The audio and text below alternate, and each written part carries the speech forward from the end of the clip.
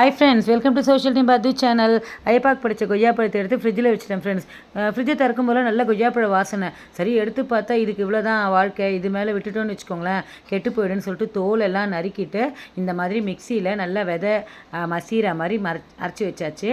அதுக்கப்புறம் மீதி இருக்கிறத மிளகு பொடியும் உப்பும் போட்டு சாப்பிட்டுக்கலாம், சளி தொந்தரவுக்கு நல்லாயிருக்கும் அப்படின்னு சொல்லிட்டு அதை எடுத்து வச்சுட்டு அதுக்கப்புறம் கடாயில் ஒரு 50 கிராம் நெய் விட்டு நிறைய நட்ஸ் எல்லாம் போட்டு பொரித்து வச்சுட்டாச்சு.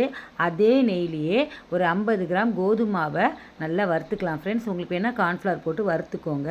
அதுக்கப்புறம் நம்ம அரைச்சி வச்சுருக்கிற கொய்யாப்பழ விழுது இருக்கு இல்லையா, அதையும் போட்டு நல்லா வதக்கினீங்கன்னா சுருளை வதங்கி வந்துடும்.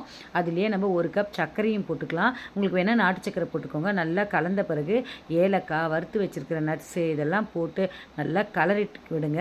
ஒரு 10 நிமிஷம் கைவிடாமல் கலர்னிங்கன்னா இந்த மாதிரி ஒட்டாமல் விழும் ஃப்ரெண்ட்ஸ். இதுதான் கொய்யாப்பழ அல்வா. 10 நிமிஷத்தில் ரெடி பண்ணிடலாம். Bye friends.